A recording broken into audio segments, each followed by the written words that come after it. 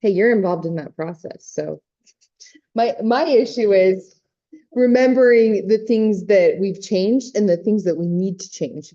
Cause I'm like, oh yeah, no, that changes, but oh no. The pain involved with that.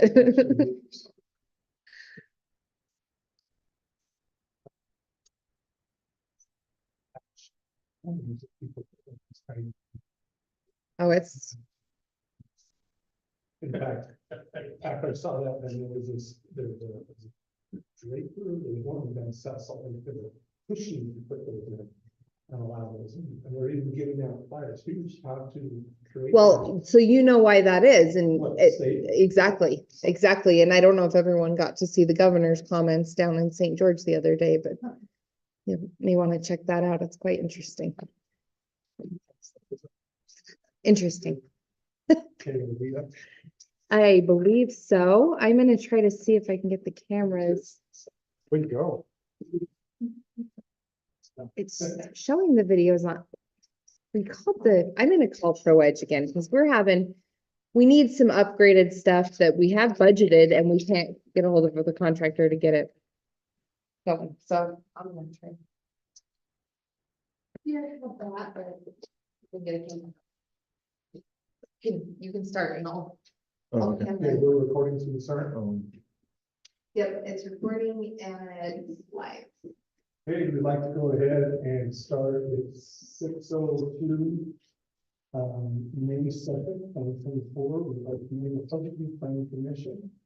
We'd like to start off with a pledge of allegiance and opening prayer, reading or expression of thought. It will be offered by Commissioner Chadcock.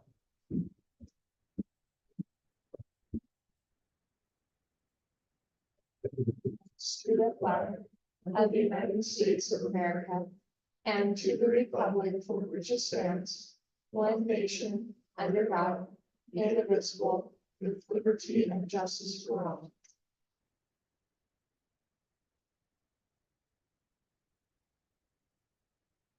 Father in heaven, we're thankful this evening for this opportunity to gather as a planning commission and city staff. We're thankful, Father, for the beautiful area that we live in, the blessings and freedom that we enjoy, and the opportunity to serve in this community and city.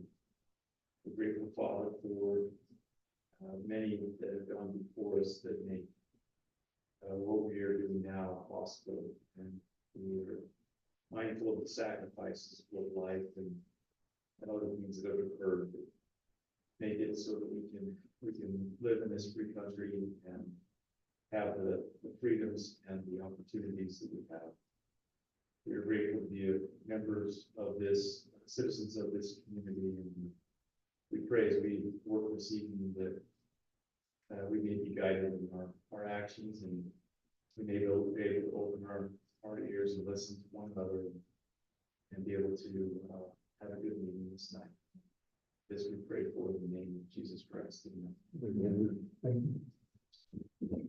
We have posted the meeting agenda for tonight, and I had a chance to review that for us.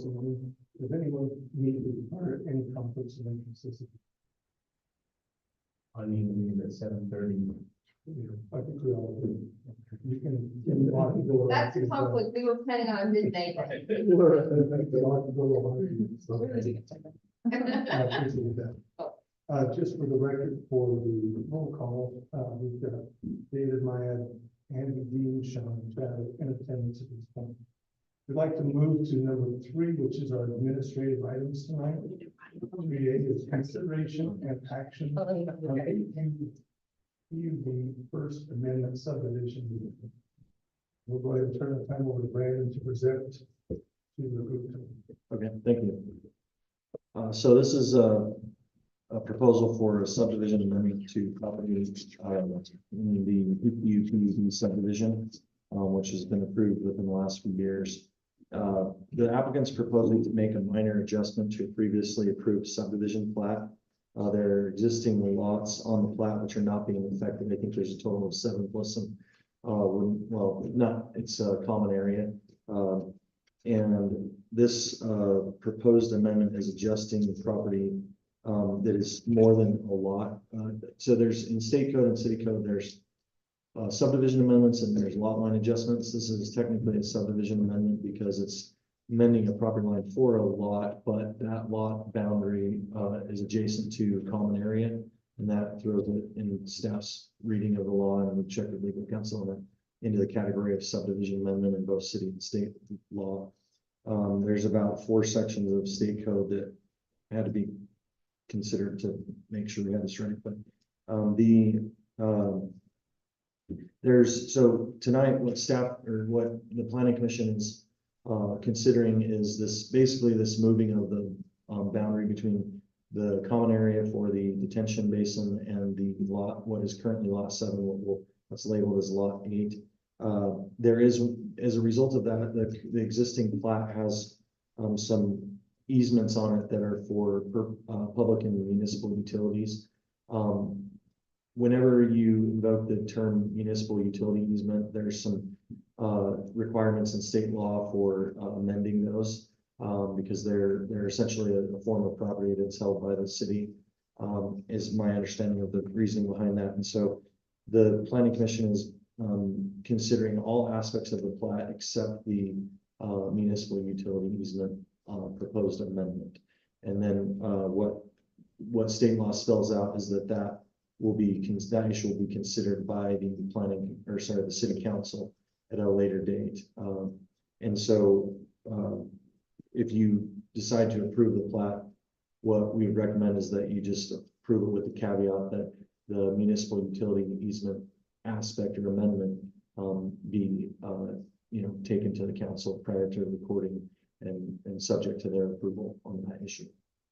Do you have a question? Are they requesting to move the easement, municipal easement, or are they just? Are they trying to abandon it, or what? There's a process too.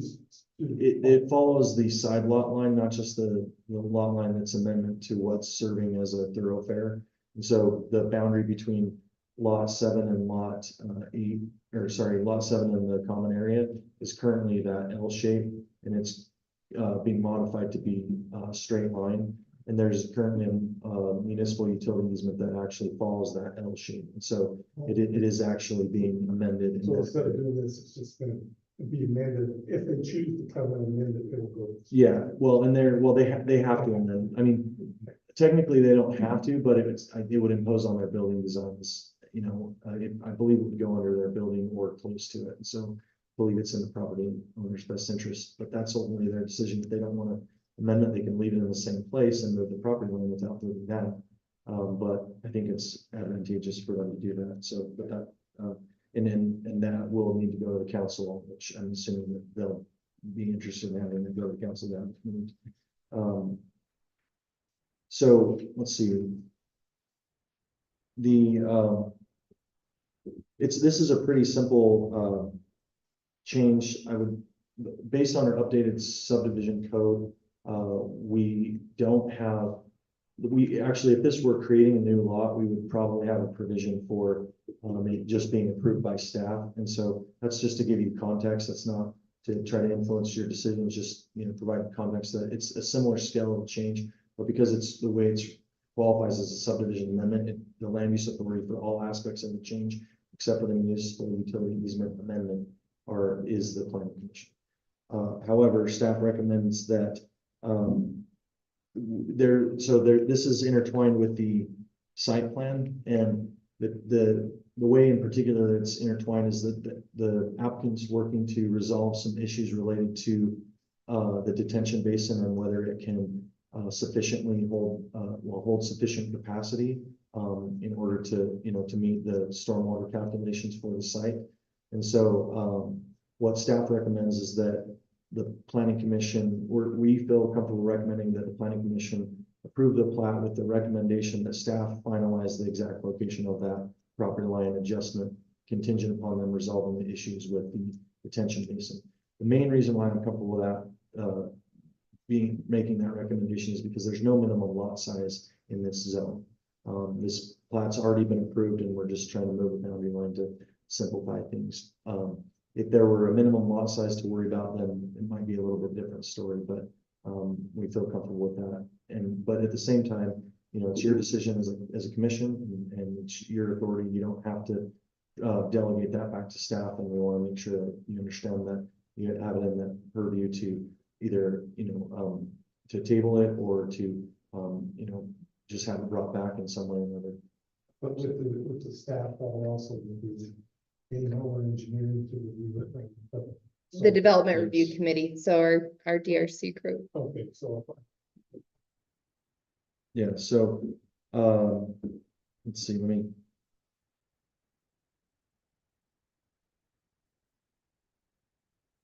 Then there's a state law also spells out that it's, only the area that's being adjusted, should be shown on the plat.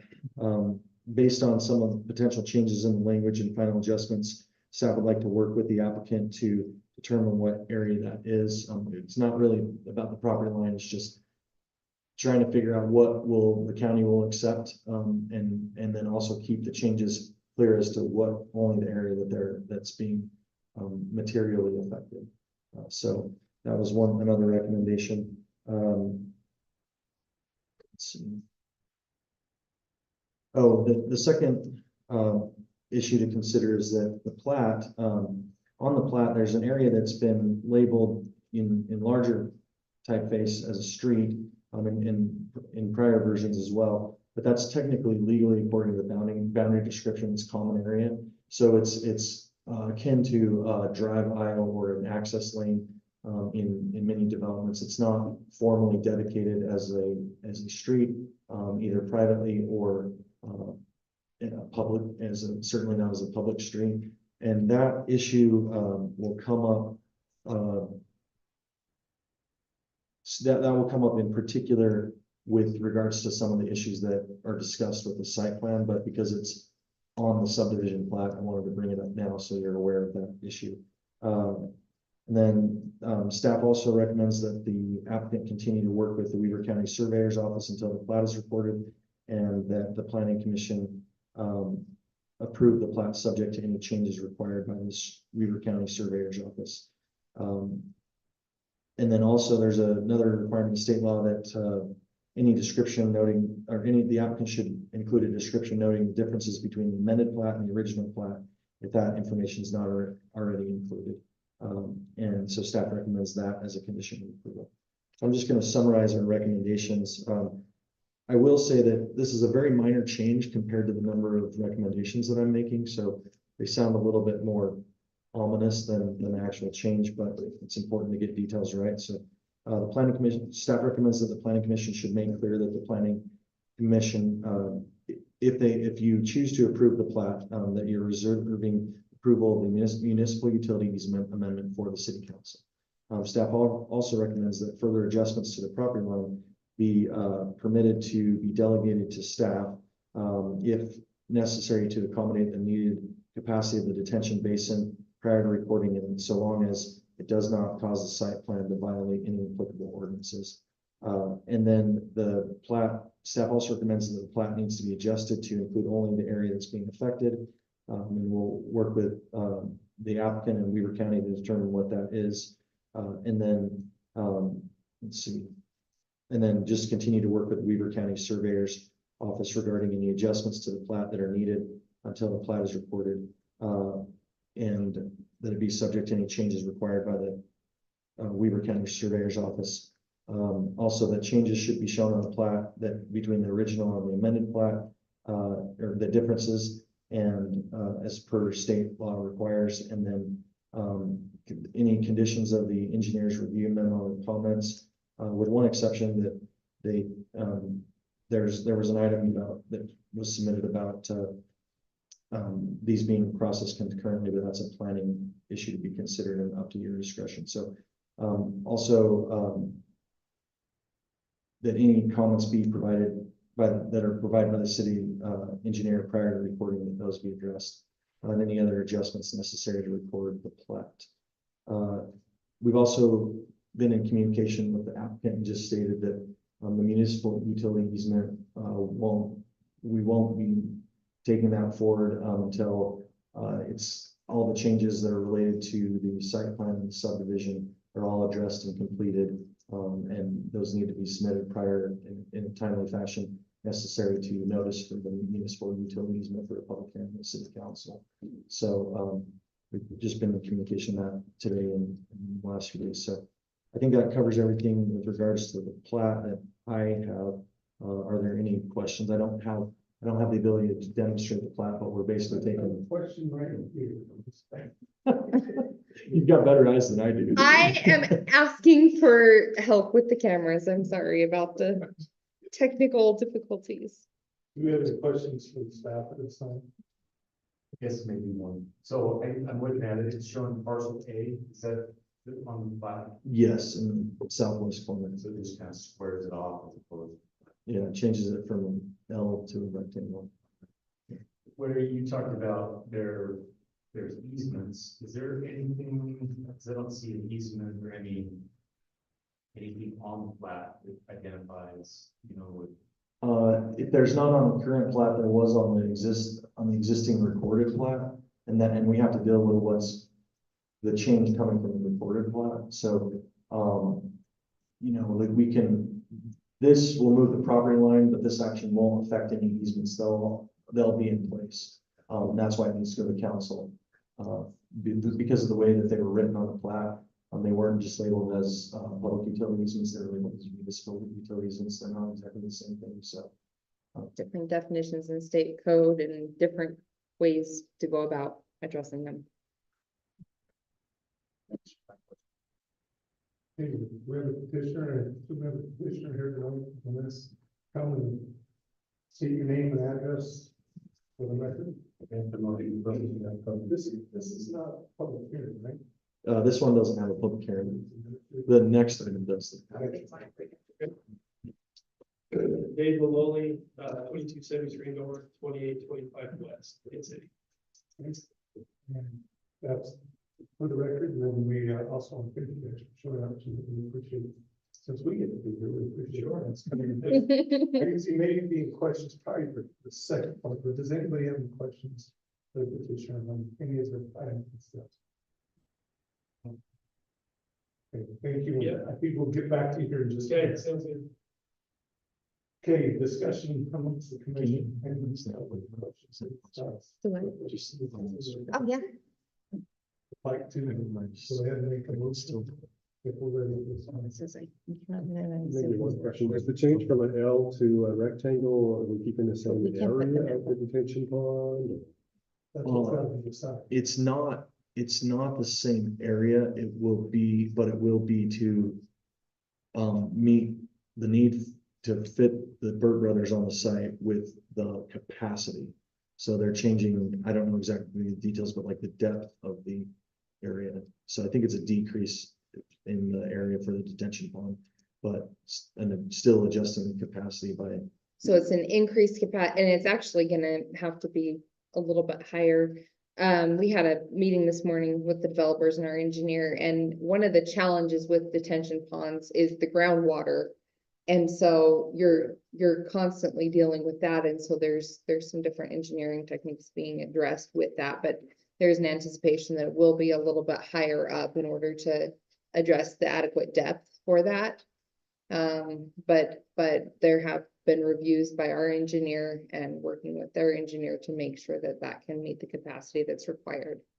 Because just looking at the existing detention pond, it hasn't drained yet this spring. It's been an interesting year. Yeah. We're grateful. It's the drought conditions are waning, but it creates new problems. Or challenges, not problems. Be optimistic. Okay, if there's no other questions, discussion items. Someone would like, would someone like to make a motion?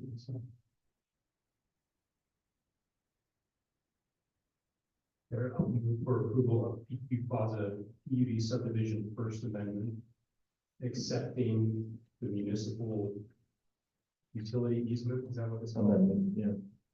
That will be addressed by the city council. Subject to all of the staff recommendations, including giving staff the ability to further adjust the property line, as long as that complies with the code. So I'm going to a motion, do we have a second? I'll second. Any seconds, any discussion? All in favor, say aye. Any opposed? Unanimous. Thank you very much for that one. We will go ahead and move to 3B. Consideration and action on site plan, conditional use permit for Brick Brothers Automotive Service. And this one will require a public hearing, and so we'll go ahead and ask Brandon to give us a little update of that. So this is, again, the site plan that's associated with this subdivision amendment that was just approved. And, it's for automotive services use, which is a conditional use, which is why, it's a conditional use permit for, and not just a site plan. And then that's also what invokes the public hearing, requirement. In our city code. So this is the C2 zone. The purpose of the zone, well, it's a standard commercial zone. And again, the automotive service use is a conditional use within that zone.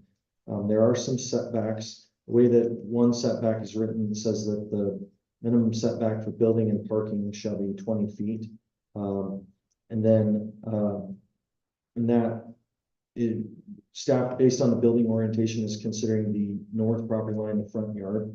The building meets the 20-foot setback. However, the parking, based on staff's measurement, is 18 feet 10 inches. And so staff's recommending that parking just be moved southward to meet the 20 feet setback from the front property line, the closest point of the closest parking stall. And then there's different setbacks and different language for both the front and the side yard. This under the side yard, it states that the use is located on a corner lot where, in addition to the standard front yard setback, the side of the use facing another street shall have a 20-foot setback also. On the site plan that you've looked at, there is not a 20-foot setback of parking from the thoroughfare that's on the just to the east of it. Now, what staff, our position is that the setback requirement should not technically be applicable on this one based on the way it's written. Legally, the way it's written on the plat, which I mentioned while we were discussing the subdivision plat, is listed as common area as opposed to an actual street. And so staff's position is that the setback on the east side is meant for the parking. The building is, I think, 60 feet away from the common area, and the parking is not, but it's not technically a street. So let's see. And so the parking should be able to remain as is with regards to its distance from the common area just to the east of the property. But does need to be shifted south a little bit. There's also one thing that I actually missed in the staff report. Okay, I'll get to that in a minute, but Sorry, can I just clarify? Sure. You're recommending it be moved to comply on the south. that Is it, that's the one that needs to comply? on the north side, that it needs to be moved southward up just about a little over. Right, but the east side staff is. Yeah. So, there is an issue on the south side that I didn't catch until this afternoon as I was preparing for the meeting. It's, I think it's relatively minor, but we'll discuss in a minute. There's, and then I've stated that there's no setback on the rear yard. The way where I located the staff comment in there is that's technically actually inaccurate. There is a 10-foot setback on the rear yard that's the south end of the lot where it borders the detention basin. And so it needs to stay 10 feet. And then I think it's over 20 feet right now. I don't know the exact distance, but and then regarding the height, the highest point of the building is approximately 26 feet 2 inches. The maximum permitted height is 65 feet. So it's very well within the maximum. There's a standard for dumpsters being in a required setback.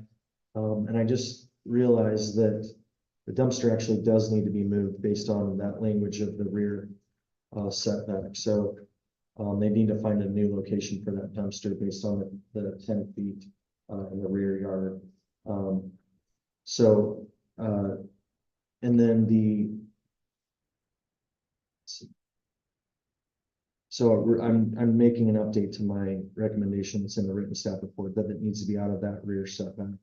And then the other issue was that, I'm just gonna skip ahead since we're dealing with sort of parking related issues. It also states in our code that no curb cut shall be located closer than 20 feet to a side lot line unless common curb cuts are used between uses. And this is the item that I didn't catch until just this afternoon as I was preparing. So right now, I don't know the distance that it is, but I don't believe it's 20 feet from the property line. It sort of abuts up to the nearer to the property line. So staff recommendation is that that adjustment would need to be made while maintaining a similar amount of parking. With regards to landscaping, the landscaping was understood and agreed to be considered globally for the site. The applicant for this site is proposing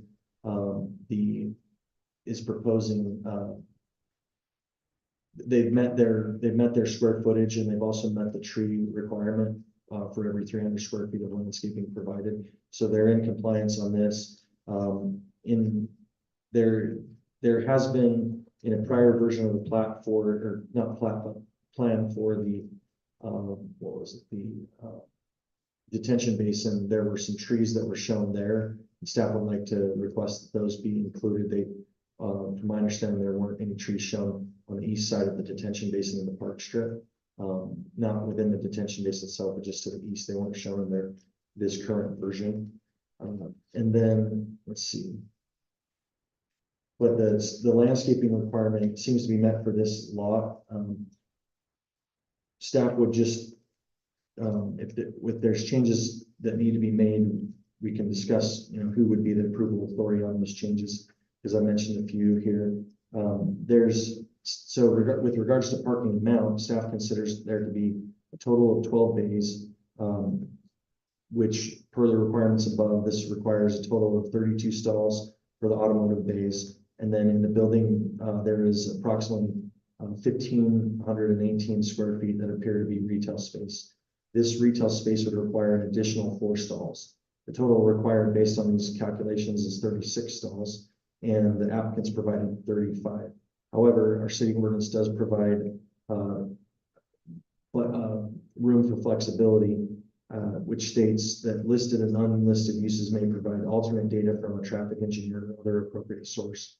Due to that, there's staff believes there's room for that flexibility.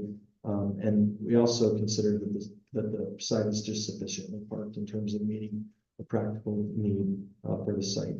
The applicant's been informed that they should be ready to present on and address this issue. Since we don't have the visual, they did provide some data about other locations for Brew Brothers. They're willing to address that if needed. It meets the requirements versus parking stall sizes, the proposed site plan. And then there's also a standard regarding parking lot lighting that says that it shall be required for any lot over 10 spaces in size. So based on that standard, if it's not been included, the applicant should add parking lot lighting to the site. And then again, going back to the issue relating to the street, it states that landscaped areas adjacent to streets and parking shall include a 2 1/2 foot berm.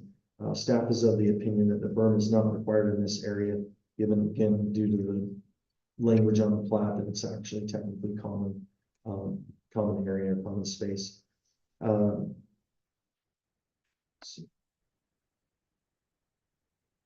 then if there are concerns about the use, again, this is a conditional use. There's standards in state law that determine what additional conditions may be added, but additional conditions are permitted to be added on the conditional use by the commission if they feel that if there are any reasonably anticipated detrimental effects to neighboring property owners due to the proposed use.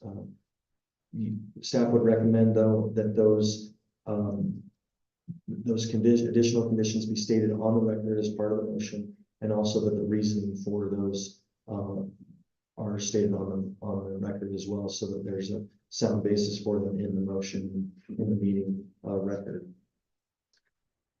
And then a couple of other recommended conditions of approval in addition to those that have been mentioned.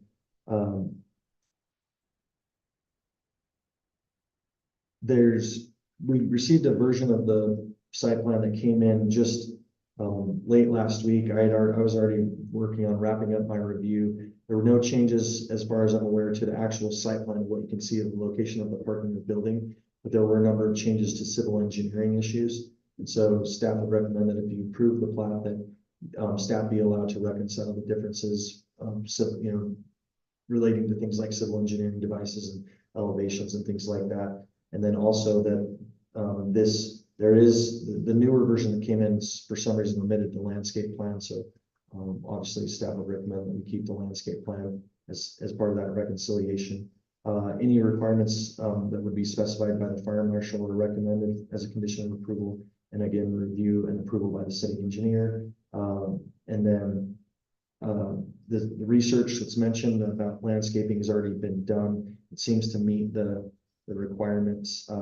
But I would just say that if you're comfortable approving it, that that staff be able to get a final count on the landscaping square footage to make sure it meets the site needs globally. There's still a few lots that we can approve just to the north of this, so it can be taken care of there. But the detention basin is sort of the lion's share of the landscaping, so we want to make sure that doesn't cause too big of an issue. And then staff would recommend also minor adjustments to building design within the setbacks determined to be applicable, and any adjustments to site plan layout be determined to be necessary based on any needed adjustments to the plat, as we've discussed previously, that property line, but within the requirements of city code, and potentially any minimal adjustment of the parking stalls provided. So staff would recommend if you approve the site plan, that if you're comfortable with it, delegating to staff the final review of the landscaping square footage on both sites. We've already dealt with the property line, and then the detention basin and any outstanding issues there. I think that covers it all. I know there were a number of issues, so happy to answer any questions that you may have. Questions for staff? What's exactly going to go in the detention basin? Planted grass, or what kind of landscaping are you talking in the basin? It's gonna be mainly water. Yeah, I think it's actually shown as raw. I didn't do the review on. Yeah, there were rock materials in it.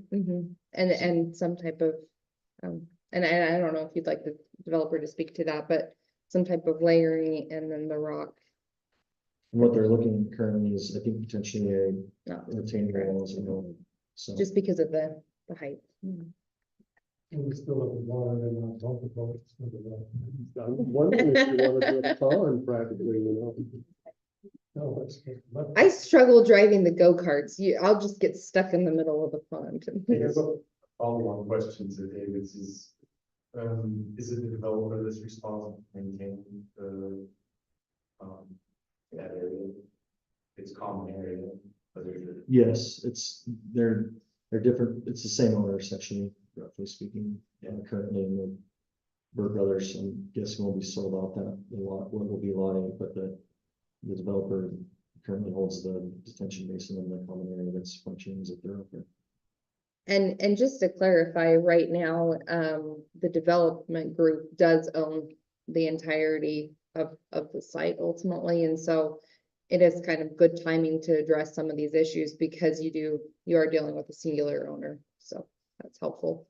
Makes it a lot cleaner. They own it, they have to take care of it. To his point, there's not much that we can go put in there and really worry to say. That's the responsibility. So Yes and no. I will say with regard to the landscape plan, there are different inspection provisions that come into play.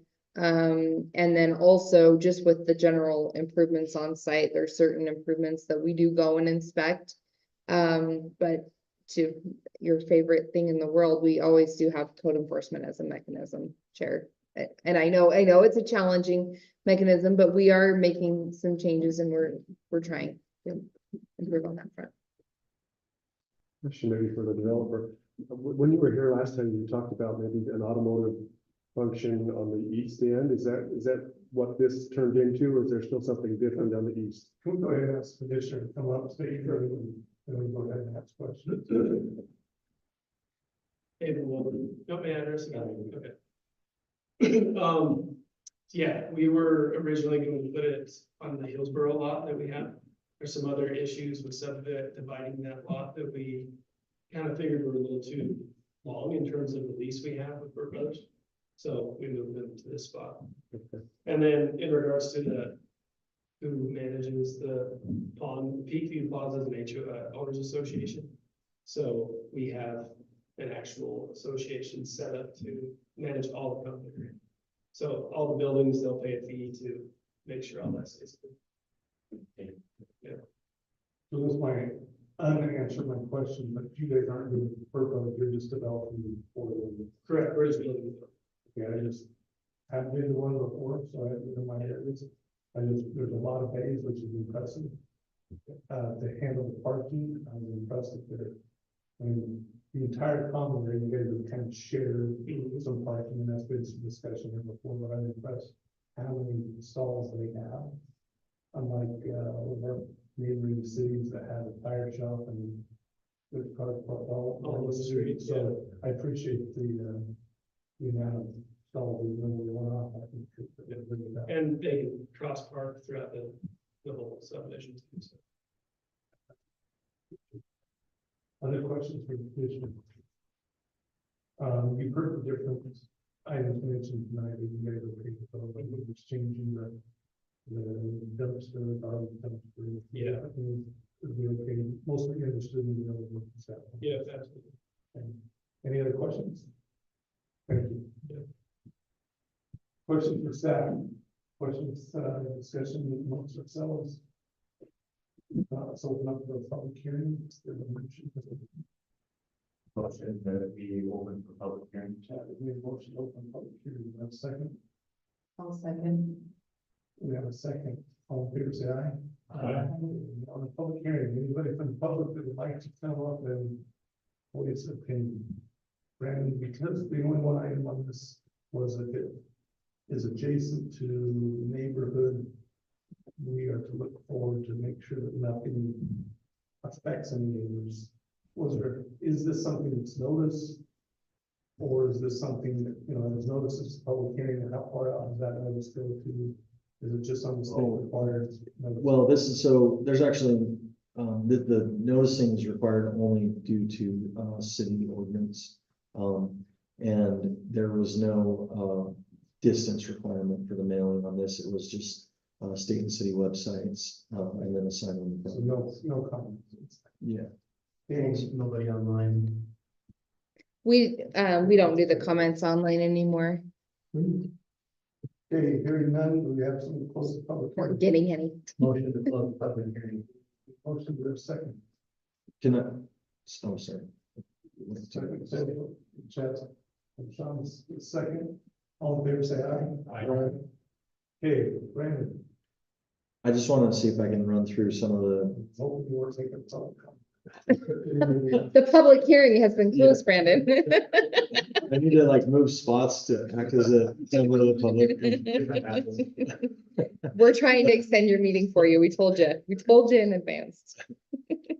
I just want to clarify, so just some of the things that weren't in the written staff report, that the trees be added in front of on the east side of the detention basin per the 2022 landscape plan for the detention basin. These are additional staff recommendations: moving this dumpster out of setback, that the access be moved to meet the 20-foot from the lot line requirement, and then the clarification that It's possible that some of these changes might have minor adjustments to the number of parking stalls. And want to make sure you're okay with that. I wouldn't think it would be more than 4 tops, but I'm not sure exactly how. Sure. So, Does anybody have any questions or concerns with the comments just now? Just maybe one more question on the detention area. In anticipation that it likely will hold water a good part of the year, are we looking at any kind of fencing around it or? we actually are due to the retention or detention basin wall height. There's a requirement that once you hit above 42 inches that you have to have next to a potential walking area that there will need to be a fencing. So it's not due to water issues as much as it is the height of the retaining wall that will be part of the detention basin. But it won't be, I don't believe it will be encompassing the entire site. So Anybody concerns about that? Or I just look at other detention areas, a lot of them are fenced, like the one at Walmart, for instance, has a fence around it. Yeah, there is a school, it's right there. Close by, one of the foot traffic. Yeah. Have you guys thought of fences or what kind of fences you might be using? No, I mean, recently it's new to us to put the railing around it, so there will be a railing. Yeah. It shouldn't hold water anymore, that's what's gonna be fixed, is the old plans that were approved, when we dug it down, the water never went away. So the new plans are raising the elevation of the Whole situation. bottom so that it will flow out. So right now, there was, the original plans were that some of it would leach out or dissipate, but it didn't do that. Because of the groundwater. The ground was too high. Mhm. So there shouldn't be any water. So it would really just be a fall issue, which I think the ratings are code, so. Is rating meet code then? Is that all that would be needed or is it? yes, it will be per the building code. It's not actually a zoning code requirement, but it would be per building code. And rating meets that, which. Said it would be. Nice. I would hate that, but a chain fence. It was just like that. Yeah. The railing will suffice. Yeah, I'm comfortable if they really think it'll drain. That's just kind of a concern. That's the hope, that's the plan. Well, it's designed to drain, it's gotta Yeah, drain. the new plan is designed to. drain. And there are additional follow-ups with the development group to make sure that, you know, they get to where they need to be and we get to where we need things to be, so. And even though you don't see her presence here, our city engineer, that's well within her purview, and that's what she works on. So she's very well aware of that issue and has been working with that to address it. Definitely been a team effort. And for sense it has more. Any other thoughts, comments, now, I entertain a motion at this time.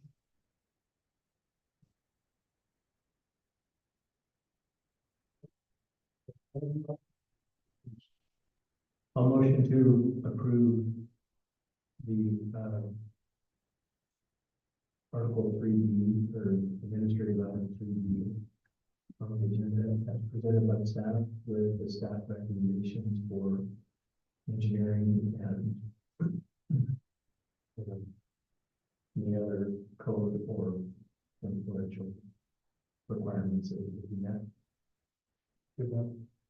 And just one clarification. I did make a comment about the firm not being required. Are you okay with them not having a firm? Yes. Okay. Okay, we have a motion on the table by Dean, do we have a second? I'll second. Chad, second. Any discussion on that motion?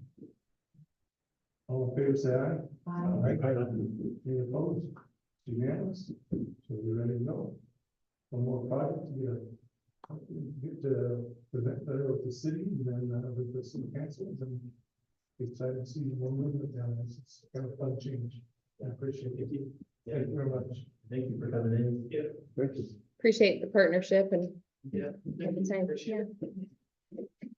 Okay, we're going to move to item 4, which is remarks of commissioner of staff business. We'll start with commissioner of the items to be discussed. This was super fun. I guess one question I had, we talked about common areas having some different rules, right? Whether it's streets or burn. Is there something that needs to be added into the code or some aspect of that cover that, or is, I mean, I didn't ever have any issues with it, doesn't sound like we do, but we're kind of at the beginning of a lot of this new development, this commercial sector, and I just wonder if Yeah. we're gonna be facing with this more and more, where we're using, you know, street codes and residential codes that we're trying to apply to, you know, something that's a little bit different. That's a great question. I mean, this plat has, what I'd call legal non-conforming status. And so I don't anticipate the common area coming up as much as it has on this plat, because, streets will typically be either a private street or a public street. This was just sort of addressing an existing situation, the way the plat previously was done. And so we're just trying to fit our ordinance. This is a relatively unique plat, and so we're trying to figure out how our plat fits to this, or how our ordinance fits to this unique plat. So I don't expect as much of this issue coming up in the future. And if we have a revised ordinance relating to this type of plat, which is a PUD plat, we would definitely address that issue. But as per now, I don't anticipate it being an issue on other plats. Do you mind if I make a remark? Sorry, Brandon. But I will say with our growing pains, and before we had a lot of growing pains with housing, we've still got some housing obviously moving forward, and some initiatives and things to do our part to help with the state situation. But with regards to commercial, we are looking at our code, because we have not really ever had commercial growth. And so we're kind of finding some weak spots that we're like, hey, we really need to figure this out. So that is something we're reviewing and evaluating, and we do recognize the need there. Great comment. Anything else from the commission? Can I ask a general interest question? Sure. Just wondering what all they're burying along 2700 and then up 6th West, what? Yeah, I'm happy to hop in on that one. We'll turn it over to staff and. Sorry. I love to talk in meetings. It's my thing. It's my hobby. Come anytime. I'm here Tuesdays, Thursdays, whenever. It connects, they're doing fiber, and we're anticipating that they're gonna be doing fiber installation throughout the entire city. So we're kind of excited about that. We've got a franchise agreement with them. They've done a lot of installations in surrounding communities. I know Far West, Plain City, they're looking to come over here, and I think they've already started North Ogden, and we're really excited to get that here. So they're in the speaking of right of ways, but and the public utility easement areas, and working from there. Well, it's like they're working late at night, Yeah, they're working pretty fast.